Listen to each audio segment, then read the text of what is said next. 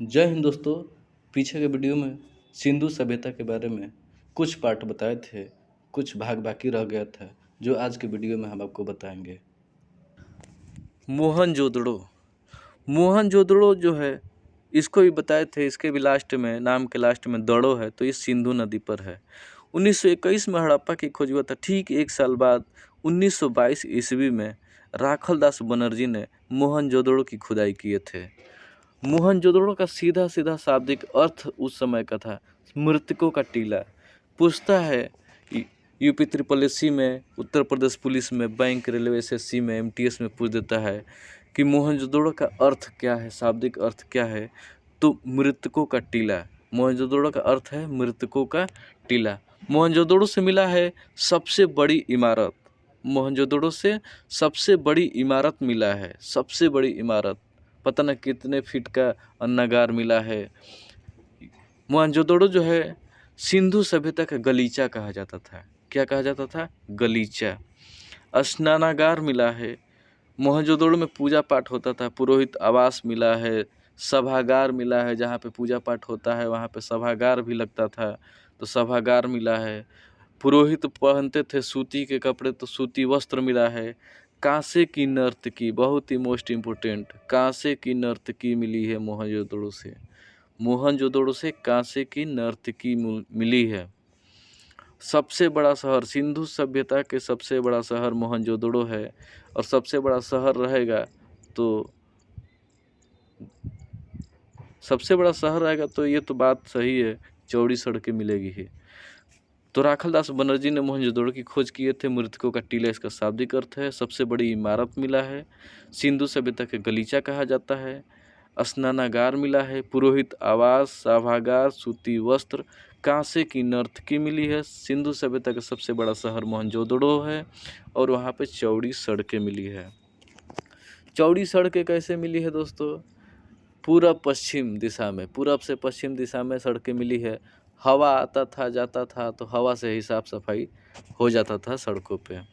अब आगे पढ़ेंगे दोस्तों। रोपड़ शहर, रोपड़, इसकी खोज यज्ञदत्त शर्मा जी किए थे। यह सतलज नदी पर है, पंजाब में स्थित है रोपड़। देखिए इसके नाम में ही रोना, रोना, रो पड़ जाना, ऐसा चीज मिला है कि लोग रो पड़ते हैं देख करके। क्या मिला है भाई? तो मानव के साथ साथ जानवर के भी कंकाल मिले हैं। वहाँ पे क्या होता था उस समय कि लोग कुत्ता पालते थे, तो जब कुत्ता का जो मालिक होता था मर जाता था, तो उसके साथ साथ कुत्तों को भी दफना दिया जाता था उसके साथ साथ। यानी मानव के साथ साथ जानवर के भी कंकाल मिले। देखिए कितना रोने वाली बात है। तो रोपड़, रोपड़ में क्या मिला है? मानव के साथ साथ जानवर के कंकाल मिले हैं। अगला पढ़ेंगे बनवाली। देखिए नाम है बनवाली, कितना अच्छा नाम है, बनवाली नाम है। क्या नाम है? बनवाली। लेकिन कुछ बना ही नहीं था, कुछ बना ही नहीं था। इसकी खोज रविंदर सिंह किए थे, और रंगोई नदी पर स्थित था, और टेढ़ी मेढ़ी सड़कें थी। देखिए सड़कें भी बनी थी तो टेढ़ी मेढ़ी, बना ही नहीं था। नाली था तो ढका हुआ, बिना ढका हुआ नाली था, पूरा नाली बना ही नहीं था। तो टेढ़ी मेढ़ी सड़कें कहाँ थी? बनवाली में। बिना ढका हुआ नाली कहाँ था? तो बनवाली में। नाम है बनवाली, और काम था कि कुछ बना ही नहीं था। अगला है कालीबंगन। कालीबंगन की खोज वी.के. थापड़ किए थे, और यह घग्घर नदी, राजस्थान में पड़ता है घग्घर नदी, तो घग्घर नदी पर स्थित है कालीबंगन। कालीबंगन, देखिए इसका नाम देखिए, जैसे कि पहले के लोग शुद्ध शब्द बोलते थे, जैसे आम्र, आम को बोलते थे आम्र, लेकिन अब आज के लोग आम बोलते हैं। पहले के लोग अग्नि बोलते थे, आज के आम भाषा में आग कहते हैं। ऐसे ही पहले कंगन को लोग बंगन कहा करते थे। उस समय सिंधु सभ्यता के लोग कंगन को बंगन कहते थे। तो काली बंगन का अर्थ है कि काली मिट्टी की चूड़ियाँ, काली मिट्टी का कंगन। समझ में आ रहा है? काली बंगन मतलब काली कंगन। तो वहाँ पे कंगन मिला है, यानी चूड़ी मिला है। क्या मिला है? चूड़ी। चूड़ी मिला है। जूते हुए खेत मिला है। जूता हुआ खेत मिला है। चूड़ी मिला है, जूता हुआ खेत मिला है, हल मिला है। जब जूता हुआ खेत मिलेगा तो हल से ही तो जूता जाएगा, तो हल मिला है। यज्ञ का जो कुंड रहता है, यज्ञ कुंड मिला है। और नक्काशीदार ईंट मिला है। दोस्तों देखिए, यहाँ पे कन्फ्यूजन होने वाली एक बात है। एक जगह हम आपको बताए हैं अलंकृत ईंट, तो अलंकृत ईंट जो है वो मिला है चन्हुदड़ों से। जो महिलाएं अलंकृत कर दी थी, उसको सजा दी थी पेंट कर, तो अलंकृत ईंट जो है वो मिला है चन्हुदड़ों से। लेकिन नक्काशीदार ईंट जो है कालीबंगन से मिला है। अगला शहर पढ़ेंगे धौलावीरा। धौलावीरा जो है, देखिए इसका नाम है धौलावीरा, जहाँ पे वीर लोग धौला करते हैं यानी दौड़ते हैं। तो कोई सबसे बड़ा एरिया होगा, उसी में तो वीर लोग दौड़ेंगे घोड़ा लेकर के। हाँ, तो धौलावीरा जो है वो सबसे बड़ा एरिया, सिंधु सभ्यता का सबसे बड़ा एरिया है। पाकिस्तान, हिंदुस्तान से लेकर पाकिस्तान तक फैला हुआ था। तो धौलावीरा जो है सिंधु सभ्यता का सबसे बड़ा एरिया है। 8वां शहर पढ़ेंगे सूतकांगेडोर। सूतकांगेडोर, सूतका और पतुका। पतुका जानते हैं आप लोग? पतुका नहीं जानते हैं? अरे मिट्टी का बर्तन, घड़ा, उसको लोग आम भाषा में इधर भोजपुरी में लोग पतुका बोलते हैं। तो वहाँ पे पतुका मिला है। क्या मिला है? सूतका में पतुका मिला है। पतुका यानी कलश, पतुका यानी कलश। कलश सावधान, कलश में 100 मिला है दोस्तों। तो सूतकांगेडोर में कलश में 100 मिला है, कलश सावधान मिला है। घोड़े का अस्थि मिला है। क्या मिला है? घोड़े का अस्थि। अब आगे पढ़ेंगे 9वां शहर है लोथल। देखिए दोस्तों, ट्रिक के साथ साथ आपको बता रहे हैं, पढ़ने में भी बहुत मज़ा आ रहा होगा और याद भी आ जाएगा, ऐसा ट्रिक के साथ भूलेंगे भी नहीं कभी।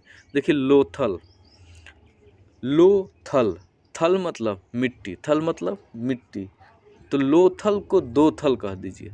दो थल यानी दो मिट्टी मिला है, एक साथ दो मिट्टी मिला है, यानी जोड़ा सावधान मिला है। मिट्टी 100 को ही तो कहते हैं लोग। कोई मर जाता है तो लोग नहीं कहते हैं कि इसका मिट्टी जा रहा है, उसका मिट्टी जा रहा है, यानी 100 जा रहा है। तो जोड़ा सावधान मिला है। लोथल में 2 थल मिले हैं, लोथल में 2 थल मिले हैं, लोथल में 2 थल मिला है। और सबसे मोस्ट इम्पोर्टेंट, लोथल जो है सिंधु सभ्यता का बंदरगाह था। यहाँ से विदेशी व्यापार होता था। बंदरगाह, बंदरगाह को गोदीवाड़ा भी कहते हैं। क्या कहते हैं? गोदीवाड़ा। तो जब लोथल में बंदरगाह है, गोदीवाड़ा है और व्यापार होगा, तो जब विदेश से व्यापार होता था तो विदेश का मुहर गिरा हुआ मिला था, विदेश का मुहर गिरा हुआ मिला था। और कौन सा देश का था? फारस की मुहर। कहाँ की? फारस की मुहर। आम ये तो जानते ही हैं, जहाँ पे बंदरगाह होगा वहीं पे सब जानते ही हैं कि जहाँ पे बंदरगाह होगा या फिर अंतर्राष्ट्रीय सीमा बॉर्डर है, वहीं पे विदेशी मुद्रा वगैरह मिलेगा। तो फारस की मुहर मिला है बंदरगाह पे। और मोस्ट इम्पोर्टेंट एक बात ये है कि ये रोड है और ये मकान है, और मकान के जो दरवाज़ा है रोड की तरफ खुला है, सड़क की तरफ। एक ऐसा शहर है लोथल, एकमात्र ऐसा शहर है लोथल, जहाँ के घर के दरवाजे, मुख्य दरवाजे सड़क की ओर खुलते हैं। क्यों? क्योंकि बंदरगाह था, सब सामान गोदाम में ले जाना था। तो पीछे जब रहेगा तो ऊँट वूट, खच्चर उच्चर, बैलगाड़ी पीछे ले जा कर के रोड से नीचे उतार करके फिर पीछे ले जा कर के उसके घर दरवाजे पे फिर उसको गोदाम में रखेंगे तो कितना मुसीबत रहेगा। इसलिए जो घर का दरवाज़ा था, मुख्य दरवाज़ा, वो मुख्य सड़क की ओर खुलती है। मुख्य दरवाज़ा सड़क की ओर खुलती है कि आसानी से अपना माल ट्रांसपोर्ट या पैकिंग ऊपर मतलब लोडिंग अनलोडिंग हो जाए। रंगपुर में देखिए दोस्तों, 10वां शहर है रंगपुर। रंगपुर में मिली है धान की भूसी। रंगपुर में मिली है धान की भूसी। 11वां है राखीगढ़ी। राखीगढ़ी देखिए, राख का सबसे बड़ा गढ़ था। हिंदुस्तान में राखी का त्यौहार मनाया जाता है। हिंदुस्तान में राखी का त्यौहार मनाया जाता है, तो वहाँ पे राखी का सबसे बड़ा गढ़ था। यानी भारत में सबसे बड़ा स्थान, सिंधु सभ्यता के संबंधित भारत में सबसे बड़ा स्थान राखी गढ़ित है। और सिंधु सभ्यता में सबसे बड़ा एरिया जब पूछेगा तो धौलावीरा, भारत में अगर पूछ देगा सबसे बड़ा एरिया तो राखी गढ़ी का। ठीक है दोस्तों, अब कुछ पॉइंट बता दे रहा हूँ जो पूछता है। सिंधु सभ्यता के लोग गाय से परिचित नहीं थे। सिंधु सभ्यता में गाय से परिचित नहीं थे, गाय नहीं था। सिंधु सभ्यता के लोग तलवार से परिचित नहीं थे, युद्ध नहीं जानते थे, युद्ध नहीं करते थे। यानी गाय नहीं था, तलवार नहीं था, युद्ध नहीं करते थे। तलवार था ही नहीं तो युद्ध कहाँ से करेंगे। उनके बस युद्ध से कोई मतलब नहीं था। जो मोहर था उस समय का सेलखड़िया का बना हुआ था। किस चीज़ का बना हुआ था? सेलखड़िया। सेलखड़िया जानते हैं, चाक वगैरह से बना हुआ था। की लिपि थी सिंधु सभ्यता की, भाव चित्रात्मक थी। सिंधु सभ्यता की लिपि कैसी थी? भाव चित्रात्मक।